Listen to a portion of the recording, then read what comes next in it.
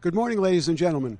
On behalf of CueSports International, it's my pleasure to welcome you to the 2015 U.S. Open 10-Ball Championships Final Day. We're coming to you live from the Predator Arena here at the Rio Hotel in Las Vegas, Nevada, the home of the U.S. Open 10-Ball Championships and the home of the BCA Pool League's National 8-Ball Championships. Before I get to player introductions, I'd like to take this opportunity to recognize our signature sponsors for these two U.S. Open events. Predator, the official cue of the U.S. Open 10-Ball and 8-Ball Championships.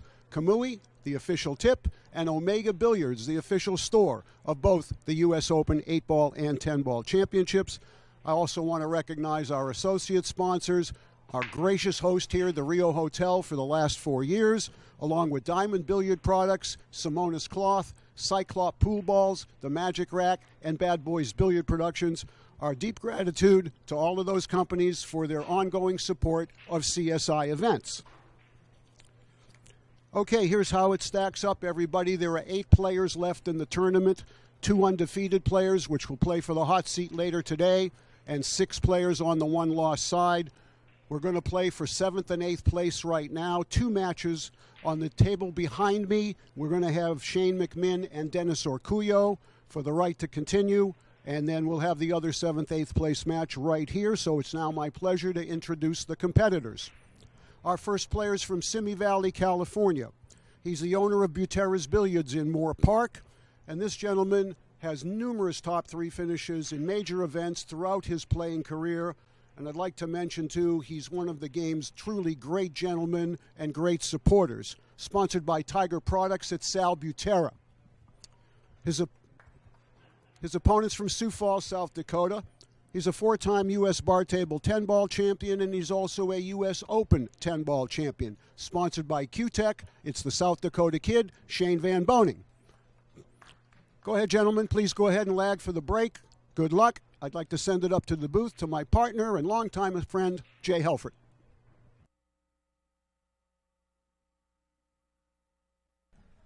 Thank you, Ken. Especially thank you for that longtime friend.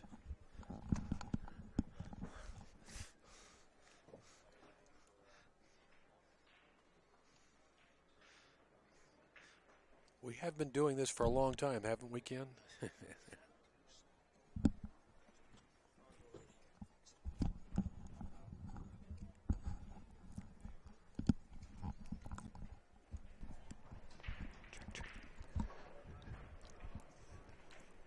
Yeah, Jay, I think it's 30, 35 years for you and me.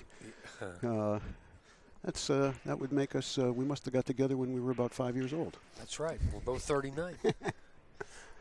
All right, well, 2 7th, 8th place matches coming up right now.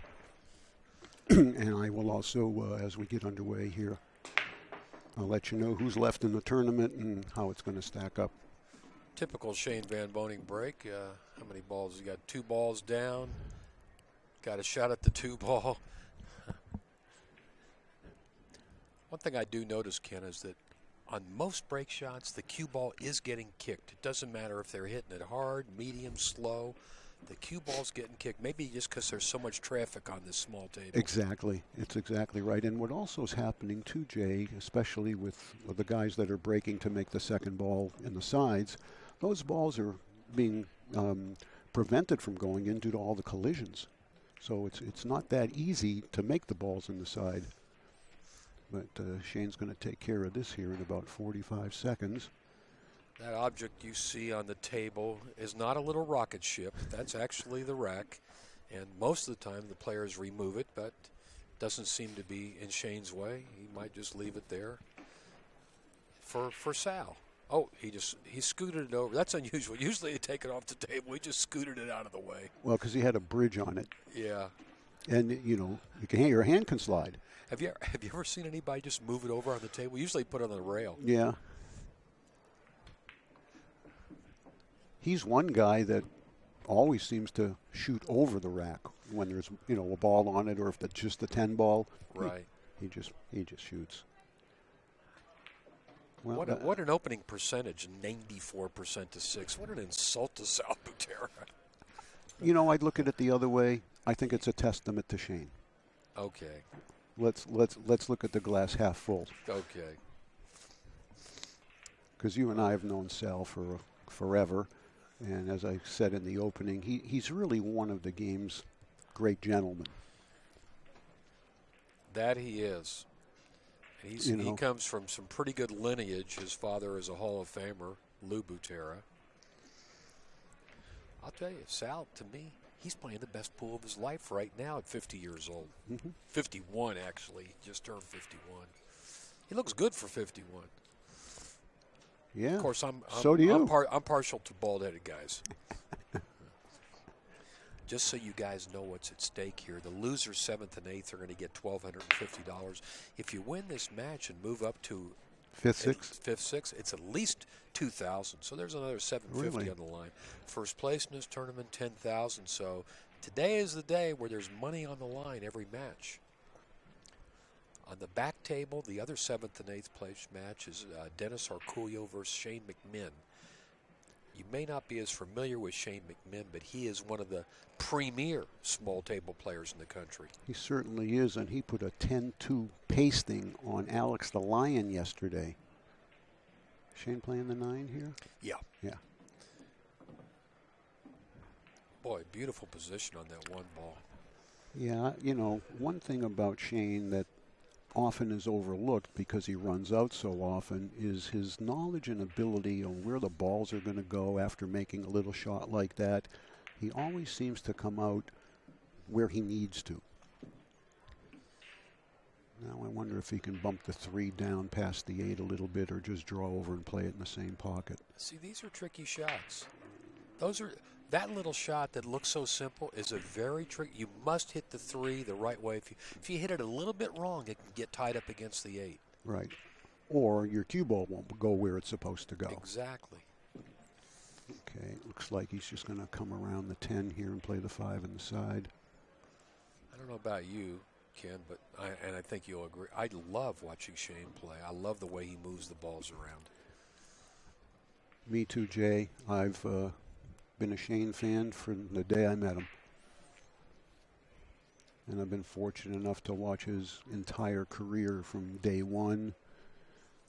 And it's Do you know I saw him play at the BCA? He was on a team when he was 11 years old. 11 years old. Yep. Johnny Archer took me over. He says, watch this 11-year-old kid. He's going to be a good one. And he could play already. But I'd seen so many young phenoms come and go.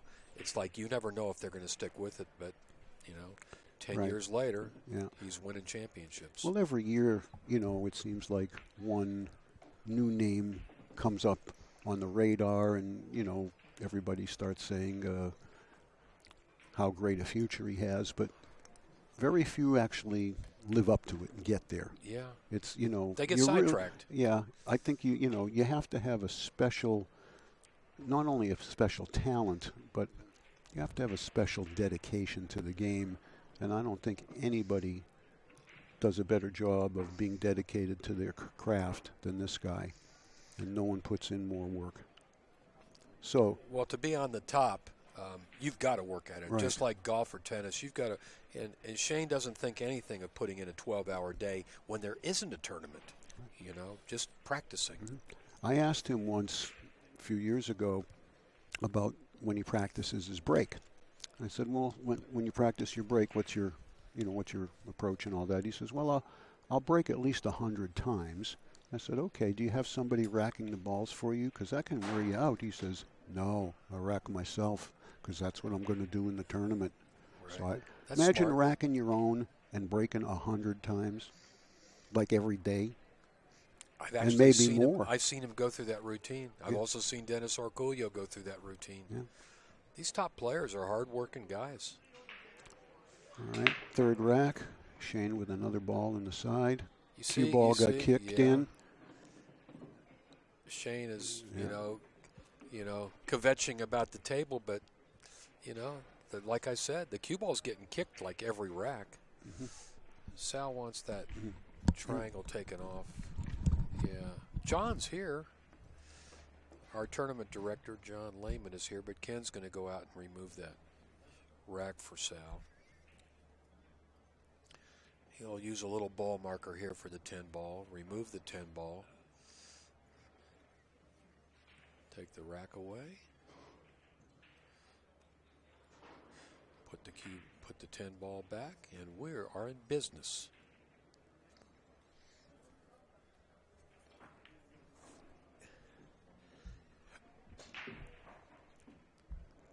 Kenny told John, "Get to work, John. Crack the whip, Ken."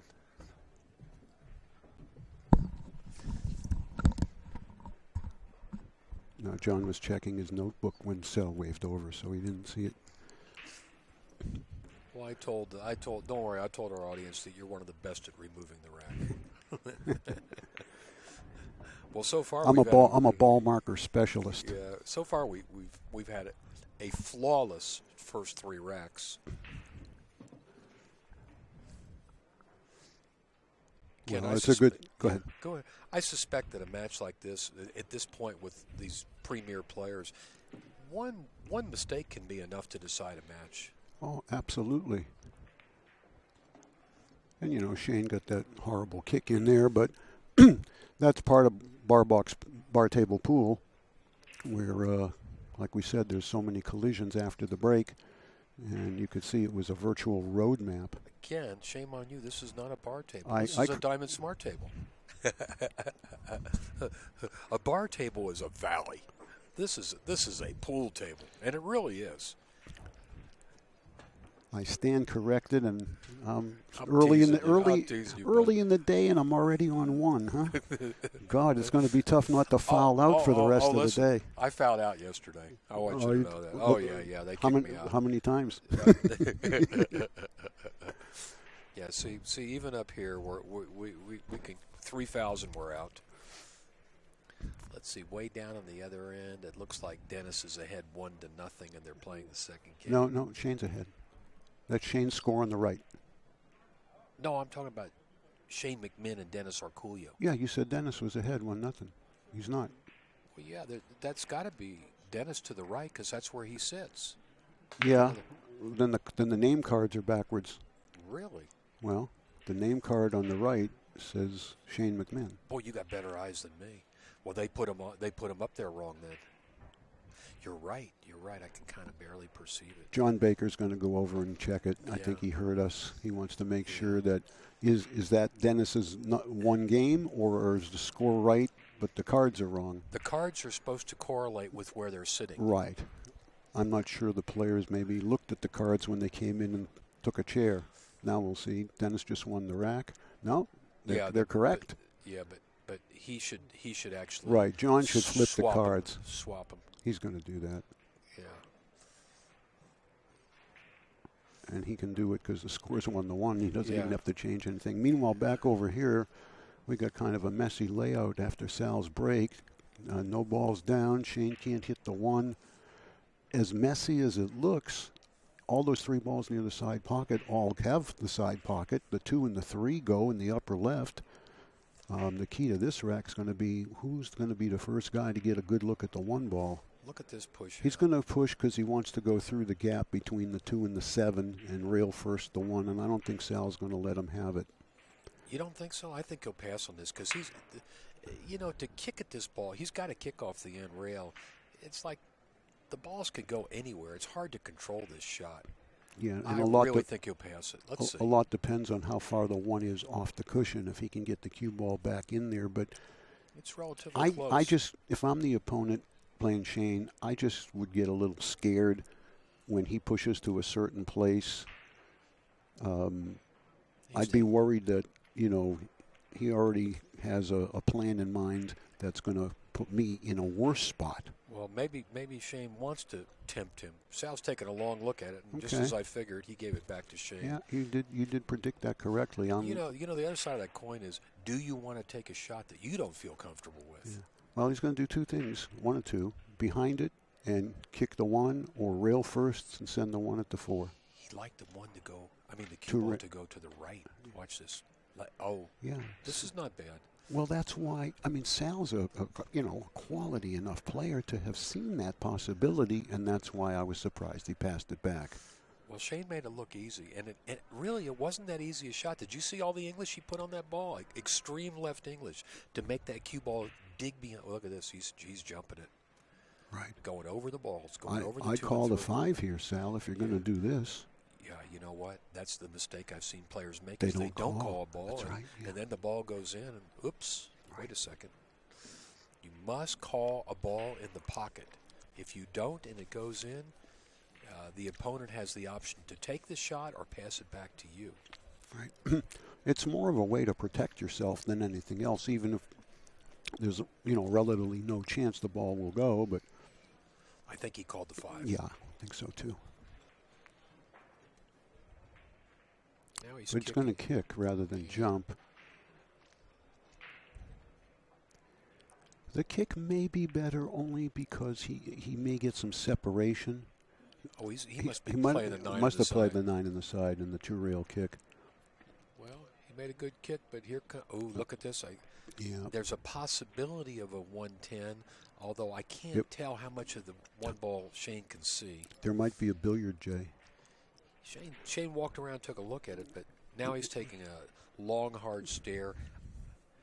I'm not so sure that he has a shot on the 10. Well, either way, Sal's not going to like what he comes back to the table to if Shane doesn't win this. Now he's looking at the 1 into the 7 into the 10. Exactly. And you know what? It looks like it's laying pretty darn close, Jay. But you know how hard that shot that is? You've got to hit that just perfectly off the edge of the 7 ball. Well, on a shot like this, what you tend to do is ignore that the 10 ball's there, and you play it the way you're going to try to make the 1 ball, assuming it's lined up. Okay, yeah. That makes sense. You got to on this shot, you've got to make a really thin hit on the 7 if he's going to shoot it that way. And a lot of it depends on the speed, too, because that affects how the balls glance. He's one of the few players that would even attempt a shot like this. You're talking about a billiard combination, a rarity in pool. Yeah. Well, the guy at the table's a rarity in pool. Haven't heard him call anything, so maybe it's just going to be an all-out safe. Now he's playing safe, yeah. He's going to just roll the 1 past the 7, I think. Oops. He hasn't made up his mind. You see, folks, even on a small table, there's some very complex situations that come up. I like to say that all the skill sets required to play on a big table, you need them even more so on a small table because you get the balls tied up a lot more. Smaller space means more congestion. And you'll see that doubly so when we play the U.S. Open 8-ball starting in 3 days.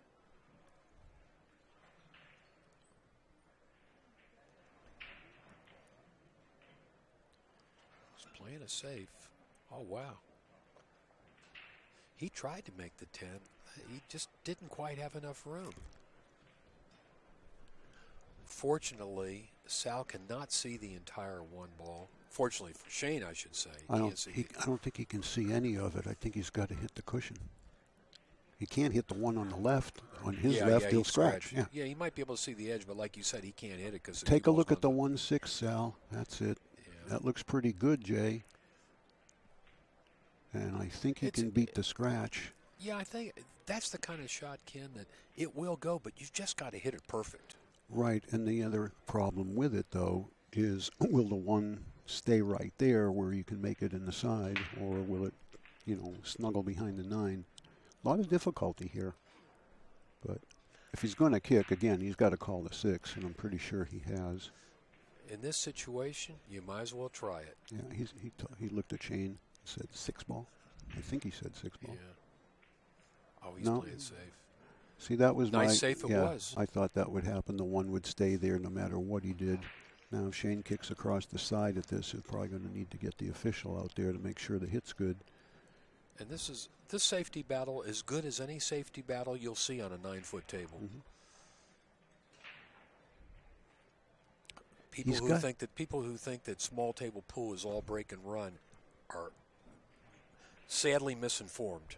Let's just say that. We see just as many racks like this as we do break and run outs. He's kicking at it. Let's watch up here, Ken. Let's see. Ooh, he missed the whole ball. Ball in hand for Sal Butera. Yeah. Perfect position to shoot the 2 next. Oh, this lays great. I mean, 1 stop, 2 stop, pull it over 1/4 of an inch, 3 in the side, float for the 4. Everything's wide open. Everything connects. But I'm not going to give it to him. You know, our No, compatriot Bobby likes to give away the wrecks, but when there's 10 balls to be made, sometimes funny things happen. Although he's a favorite to get out. Let's just say that. Yeah.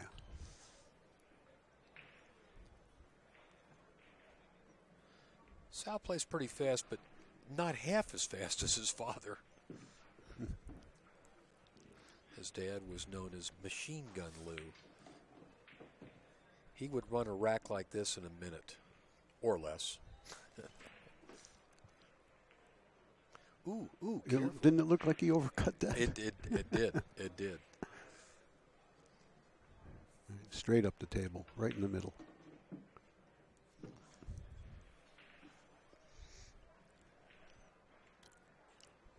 Well, when they called Lou Machine Gun, they called Sal Son of a Gun. Right. Good name, huh? Yeah. Good. Both of them Yeah. had good names.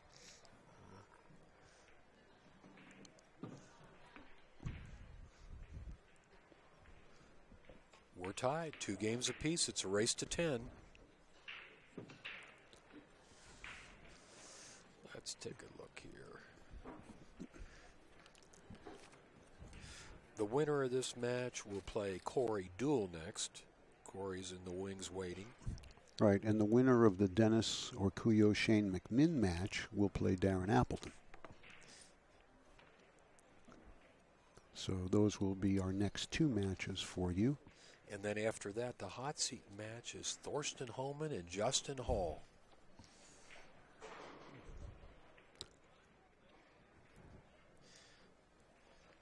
Let's see, give you a little info here. People ask me. Shane went to the loser's side. Alex Pagalayan sent Shane to the loser's side.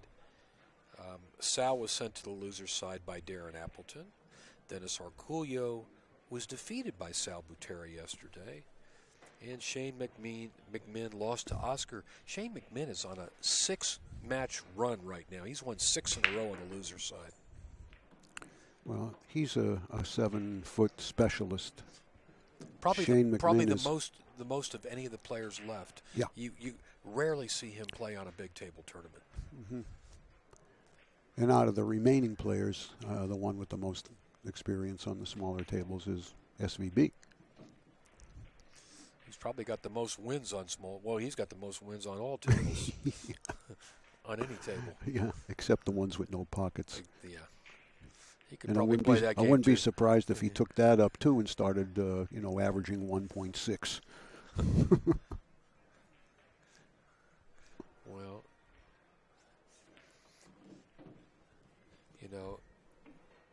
regardless of what I said a little while ago, what will separate these top players is whose break is more effective. And nobody breaks better than Shane Van Boening. And if his break's working, he's almost unbeatable. Of course, we're playing alternate break, so he doesn't get a chance to run 10 wrecks on anyone.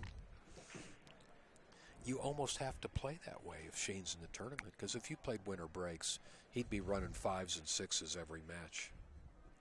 Yeah, there's a few players that might be able to hang with him on a stringing racks contest, but again, it would all be a result of the break.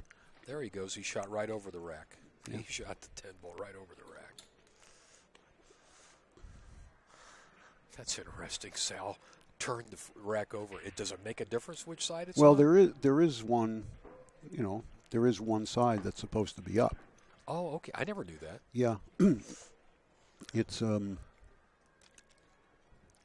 there's printing on the rack, it says Magic Rack and CSI and all that, and one side's a little shinier than the other, one's a little flat. So when you have the letters up, then the rack is set the way it's supposed to be. But you know what? It probably doesn't make that big of a difference.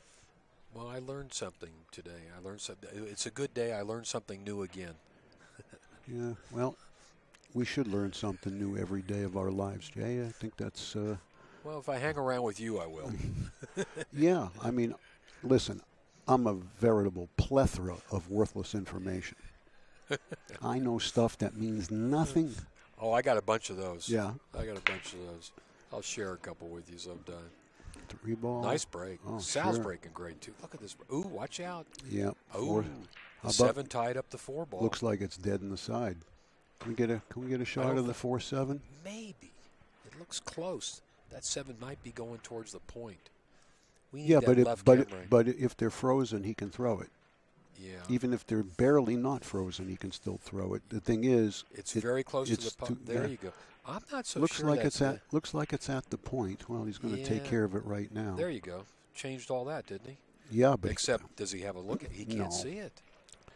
That's why I'm not so sure if he was going to do that. He shouldn't have done so with a much more forceful stroke, because that possibility was always there. If you run flush into the first ball, it's not going to move, and the cue ball's not going to move. Now he's in danger of turning the table over on his break. Boy, this is a hard ball. I don't know if he's going to hit it this way. No, the 5's in the way, isn't it? No, he's going all the way. He's going 4 rails, I think. Yeah, if you go 4 rails is right, but he's going to have to hit the hell out of it. I don't think you can go 2 rails. The 10 and the 5 are both blockers for the 2-rail kick. Right. I mean, he could. I think you can go 4 rails. Yeah, I think he can go straight across. He's going to have to 3 rails. He's going 3 rails with a lot of right English, kind of a half masse. Ooh, this is not easy. I like the 4 better, except when you run into the 4 ball, you still got to have enough oomph to get to a cushion. The way it looks to me is if you try a 4-railer, you're going to go long. To get around the 10 and the 5, you're going to go, well, that's what. Don't hit the 7 ball, Sal. I don't want to see you do that. Have you ever hit the 1 ball by mistake, Ken? No, but I've seen guys hit the 9 ball by mistake because of all the white on the 9 ball. Yeah. I've seen them use that as the cue ball. Well, I've played racks where I skipped the 6 ball on green cloth. Yeah. Look at this. Look at this. He's going 4 rails. Wow. Oh, my God. What a Go hit. in. Go in. Did he call it? He did call it. That could have been the best effort of any shot I've seen all week. To hit that ball almost dead perfect after that 4-rail kick. Yeah, he hit it right in the face. He hit it right in the face. Yeah, but it doesn't matter because the result is the same as if he missed it altogether and gave Shane ball in hand. What do they call that? A Pyrrhic victory? Where moral victory? Yeah. It looks good. It Yeah. looks good, but it's not going to help you any. They don't pay you for those. Yeah.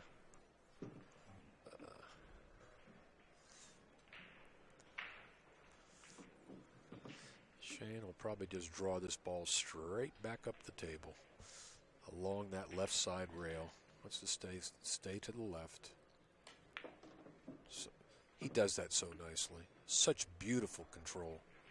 He makes it look so easy. This will put him 2 games ahead. And breaking.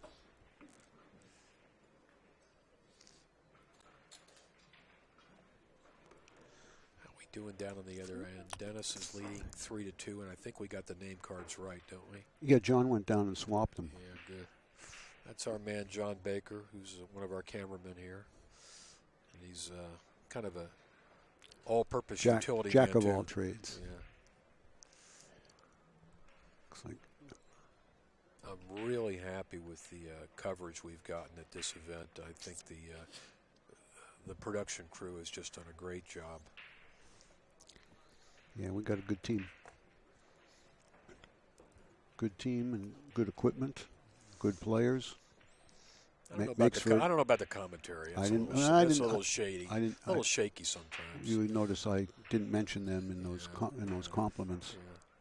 Well, I have my good days.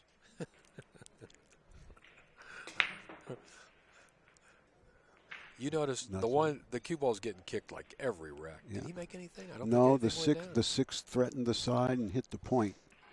That's unusual for Shane to come up empty. Looks like Sal can pocket this right up here in the corner. Nice camera angle there. Perfect. And can he go forward and just merely graze the 2? That's what he's doing. What was that? He I think he was playing safe. He was. I don't know what's going on there because it looked like he played a safety. Well, and the ball was dead in the corner. Well, he shot it dead. That's for sure. He's got to play. He's got to play safe here. Behind the 8 if he can. Be careful of that corner pocket. You're going that way, buddy. Ooh, it's a good thing he hit that 8. Well, that's really that was perplexing what he did there. Yeah. Maybe he looked at it and thought the 1 wouldn't go, but at the speed he hit it, the 1 might even come back down the table. Well, it's pretty obvious from where the cue ball went that he was attempting to play a Yeah, you wouldn't have played shape there. We would hope not. All right, what he's looking at here is the left side of the 2 as you're looking. Put the 2 over there, kind of in the magic rack area, not near the pocket. Cue ball up there in the upper right where he would use the 6 and 3 as the blockers. I mean, that was the first kind of look he took. He may do something else.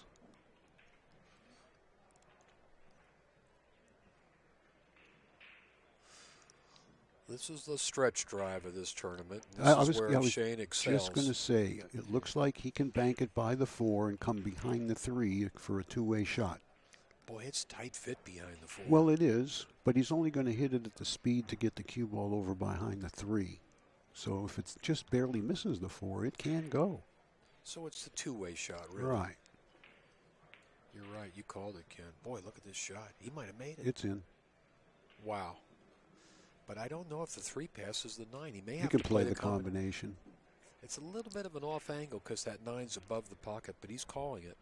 Right, but if he hits it at just a medium pocket speed, the 3 will hit the 9, bounce out about a foot. I think the cue ball, he'll either draw it into the side rail and out or just go down to the bottom and float back. I like following the cue ball he's here. going to follow it this way. The 3 will be on the side rail and the cue ball will be on the same side. I think the 3 will come off the rail just because of the speed. A little bit. Well, that's what he would be shooting next if he goes this route, is he'd be shooting the 3 down in this lower left corner. Well, he's calling it. You got to hit the left side of the 9 ball here. You can't hit the 9 in the middle because it'll hit that point. The side pockets are probably the stingiest pockets on this table. Well, now he's not doing that. Yeah, now he's playing safe. He's ducking. Put the cue ball behind the 10. Oh, no, he played it. Oh, that's not what he wanted to do. That's not what he wanted to do. You know what happened? The 3 ball went forward and hit the left point, and that's why it's where it is. Will it go cross side? I think so. I think so. And he may have to shoot it. Yeah, I think he's going to have to shoot it. Yeah, there's room. That pocket's open. He's not happy. Shane is bemoaning his fate. Well, now he's taking a look at the bank. Well, when you're a perfectionist like this guy is, Jay, anything short of that is going to bother you. He's banking it. Yeah, 3 rails with the cue ball. I don't think he'll have to hit the 4. Yeah, he did hit the 4, and he had the 6 to help him. It's not getting any easier. He's going to have to bank the 4, too. I don't think he's going to play safe. You think he'll bank out?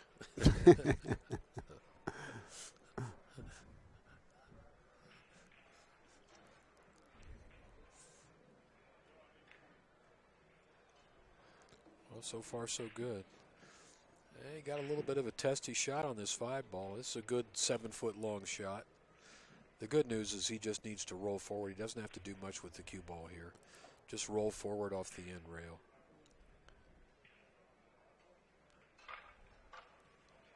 Sal Butera in the background.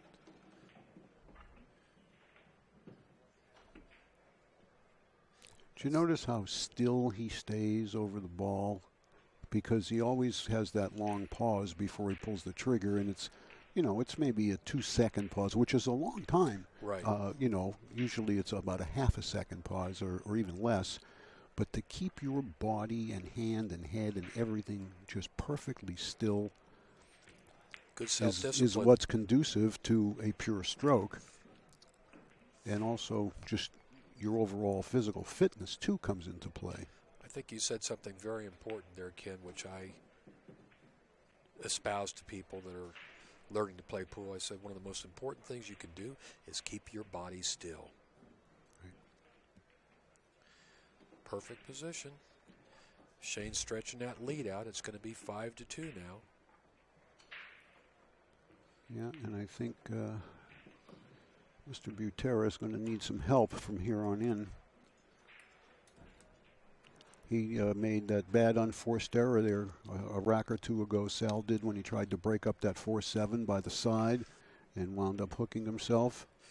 And that's a two-game turnaround. And then the one ball, which I still have no idea what he was trying to do. Well, I think we've got an idea what he was trying to do. It didn't work. Well, Jay, do you think possibly, and because I just can't believe that Sal didn't see that the one's dead in the corner.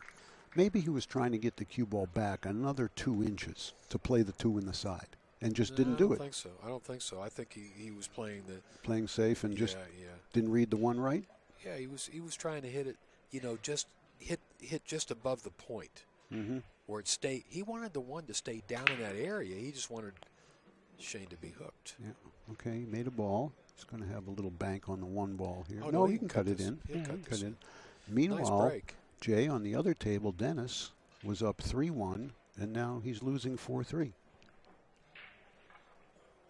Like you said, Shane McMinn, look out. Well, this is a guy that plays on these diamond Right. tables all the time. Right. Almost exclusively. I'm not saying he never plays on big tables, but this is his preference. I mean, the only time I see Shane in a big table tournament up till now is Derby City. Mm-hmm.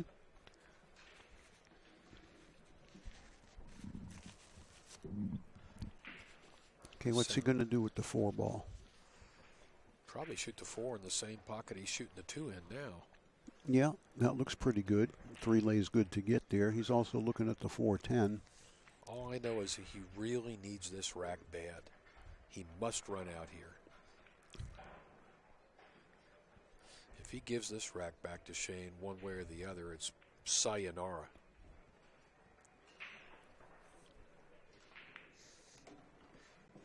Ooh, be careful there. No, he's okay, but boy. I'm not so sure. Yeah, he's all right. Yeah? But boy, he was a quarter of an inch from not being okay. Yeah. No, he couldn't make it. He fouled. He fouled.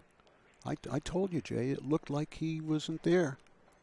He grazed the 7 going in. Yeah, but he could have made Ken.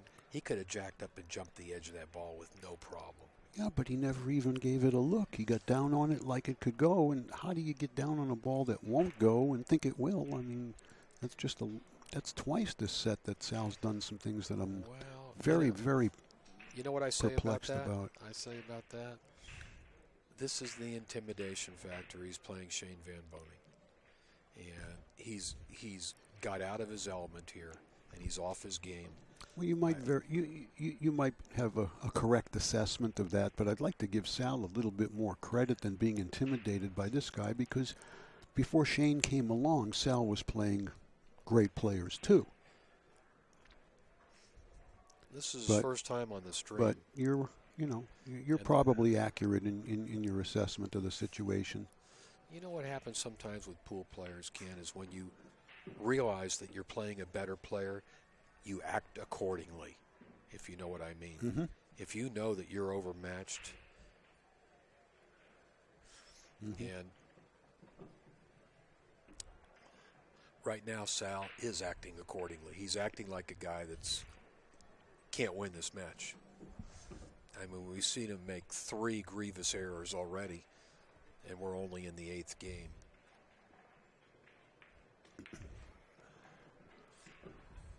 Meanwhile, Shane's on cruise control.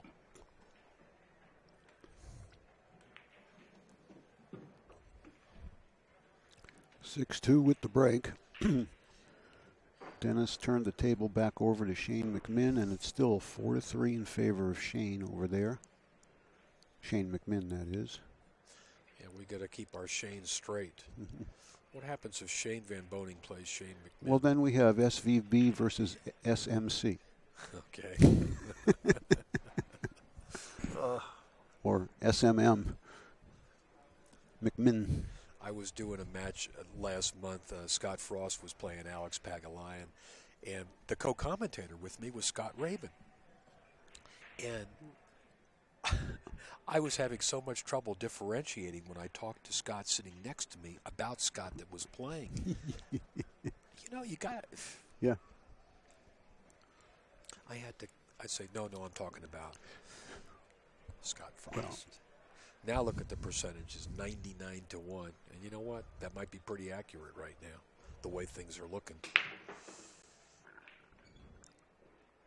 There goes the 2-ball. And Shane, he's got a real thin cut on the 1. I think he can bank it. He can bank it for sure.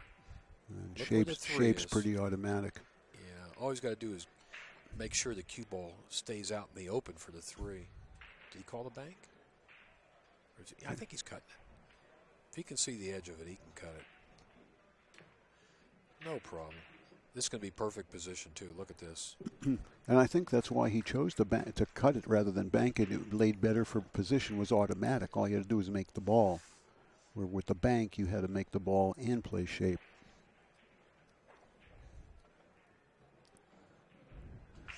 Well, how's this rack shaping up? like the last 5. Oh, my God.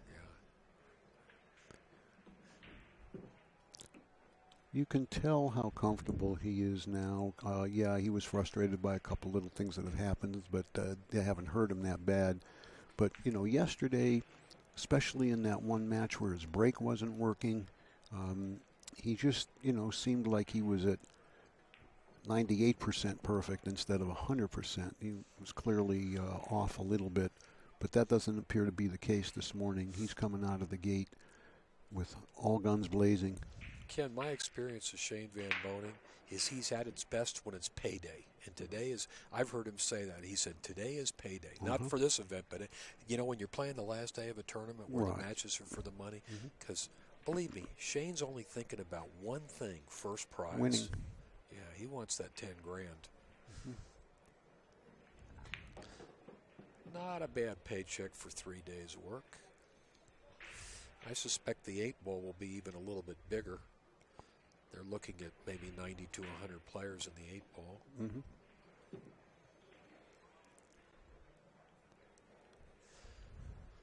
This 10-ball will be game number 7 on the ledger for Shane. On table 2, TV2, they're on a timeout because Dennis, having had a 3-1 lead, is now losing 5-3. And I think it was appropriate for him to call a halt and try to slow his opponent down a little bit, maybe go compose himself. He's not used to playing from behind. Well, all players tend to do something like that to stop the momentum if they're not going good in a match.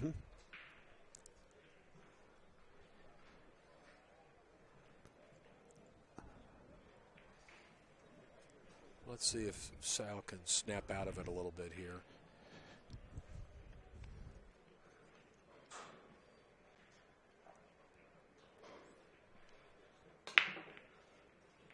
Ball, kiss off the cue ball. Ooh, almost.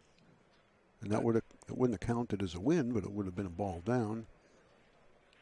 Now Shane can see the 1 ball. Wow, he didn't make anything. But Looks like the 9-10 combination will go. I'm not so sure. Well, it's one of those shots like you were talking about. Yeah, you can I think you can throw it. Yeah, you'd need to be kind of on the rail or come into it rail first. It looks like it's kind of at the point, but it may also be directly in too. Shane went too far with his position. Yeah, he wanted to stop and shoot the 2 up at the end. Now what? He rolled about 2 inches. He's back cutting this, Jay. Yeah.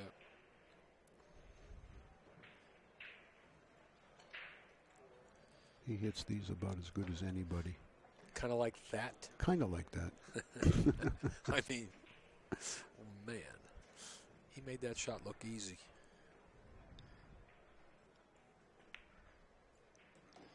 Little inside English to make the cue ball fall down for the 4.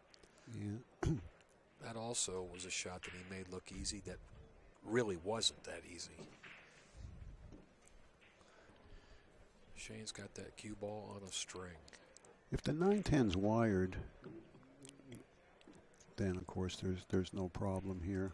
Yeah, he doesn't look like he's trying to break it up. No, so it obviously is either dead or it's just going to be an easy throw.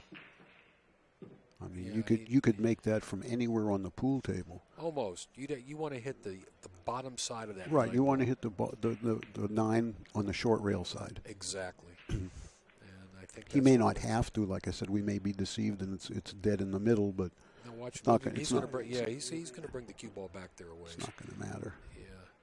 He'll hit the right side of the 9 ball to throw the 10 a little bit to the left and right in the center of the pocket, and it's 8-2. Ooh. This match has really gotten away from Sal, but he's got nobody to blame for himself. I mean, 3 major mistakes, it's like a 6-game swing.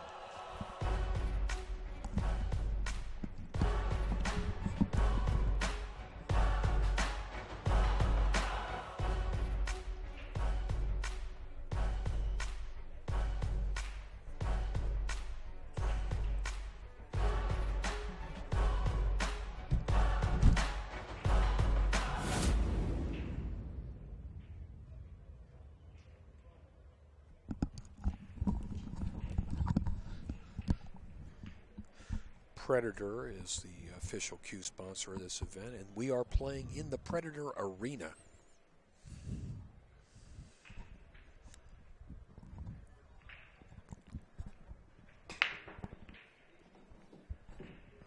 Looked like the cue ball was going to get kicked in the pocket. Well, the side is wide open for the 1 ball. He can stay down there for the 3. 3 balls down on the break. He can see the 1, but this opening shot is the key shot of this rack. Is he going to run into the 6? Didn't even have to. Now he's going to play the 3 in the corner.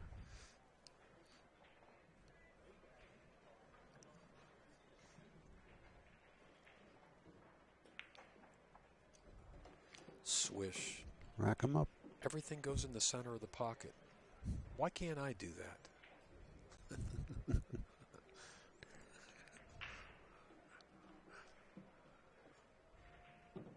Boy, this is one of the most important things playing on these tables is to get the speed of the table. And actually the players that have really handled the speed of these tables the best this week that I've seen have been Shane and Thorsten Homan. He's been right on. A little bit later today, Thorsten Homan and Justin Hall will be playing for the hot seat. I think that match is at 2 o'clock.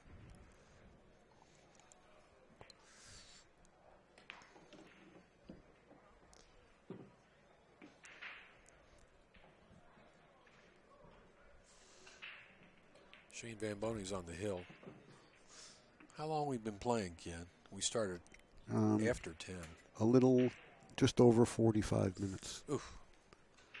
This is, right now, this looks like one of the fastest matches of the week. The average match has been anywhere from an hour to an hour and 15 minutes. Well, RoboCop has just returned to the arena. He's at the table now. Down 3-5 to Shane McMinn in a 7th-8th place elimination match. Once again, the losers of these matches will still get $1,250. A little walking around money. But the winners of these matches are guaranteed $2,000. Oh, there, that was a look at Dennis. Well, it's a good break by Sal, but as you can see, the 1 is a long ways off.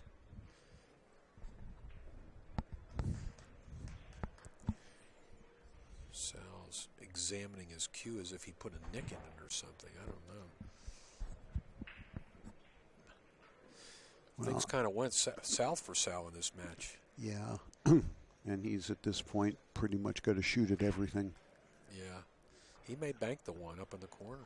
Yeah, but then how do you get on the 2 if you bank the 1? You can only stay there. I think he's cutting it. Going to try to come up back here for the 2 in the side.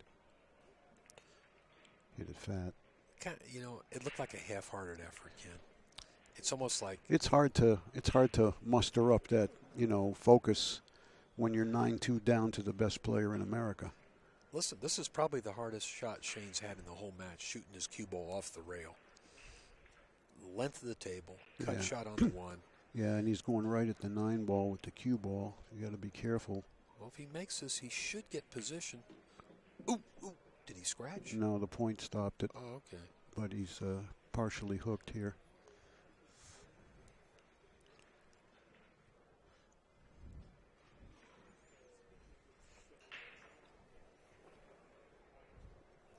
Let's see what he can come up with here, because he's in a bad spot. I mean, he conceivably could try to bank the 2 up in the corner, but that's a pretty wild shot. He's calling it. Well, I guess you can do that when you're ahead 9-2. Well, I think it's also semi-2-way. Oh, he's playing it this way. He's going 2 rails. He's going to kick it off the 4. He thought it might go in off the 4 ball, kicking it that way. Now, is Sal going to get a break here or not? Think so. I don't think so. Well, you know, Sal just smiles. He walks to the table with a smile. Well, he can make it cushion first, but I mean, you know, down 9-2 and your guy misses and leaves you this. You know what I always say, Ken? The good players get the rolls. Well, they do. The pool gods know who's supposed to win.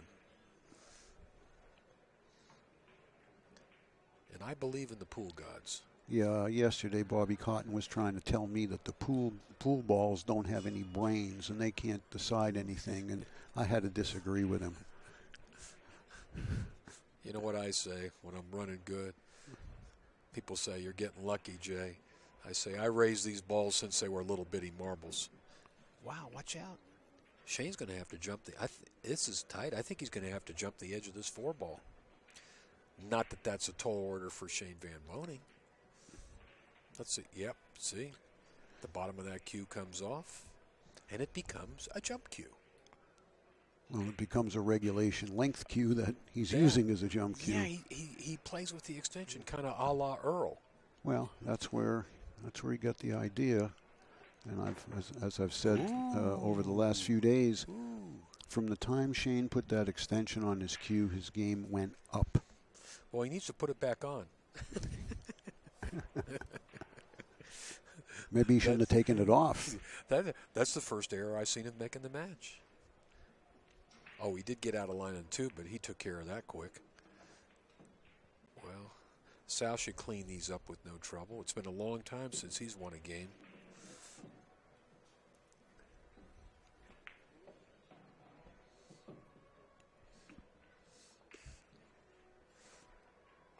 When you've been put in your chair for 30 or 40 minutes, it kind of gets hard to get up and shoot. You get a little bit of a cramp in your stroke.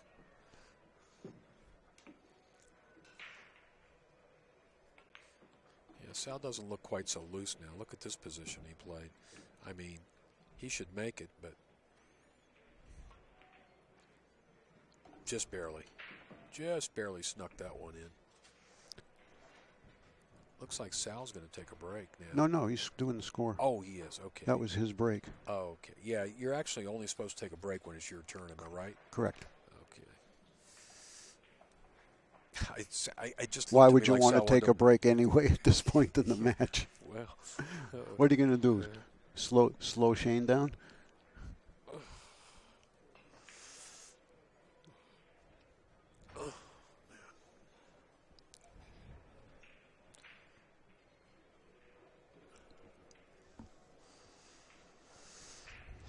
This could be Shane's last break of the match if it looks like any of the last few breaks.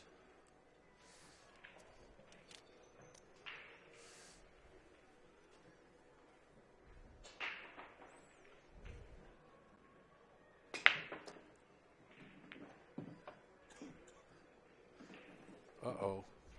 Ball's down. Perfect position on the 1. Everything in the open except the 6 ball. The 6 ball is the only ball he's going to have to deal with. Yeah, but I think the 5 will lay good for him to either get behind the 6 to shoot it in the same pocket as the 5 or in the side. Shouldn't be much really to stop him from getting through here and shaking hands. Yeah, he'd have to stub his toe now.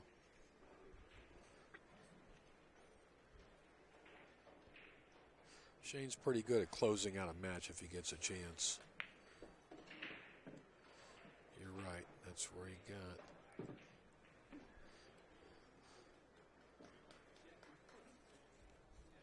He's shooting the 6 in the side.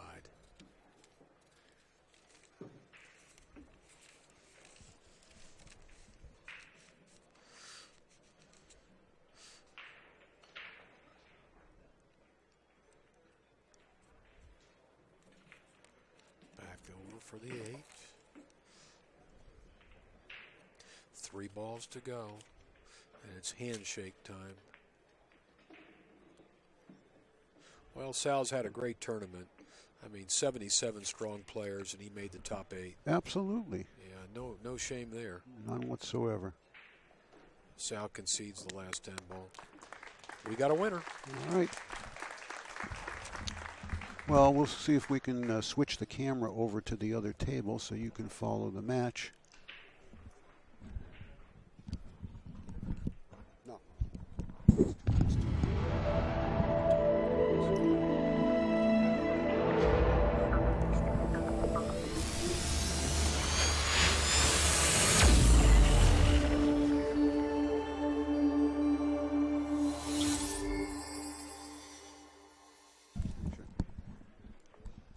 All right, ladies and gentlemen, our next match is at noon. It's going to be the 5th, 6th place. It's going to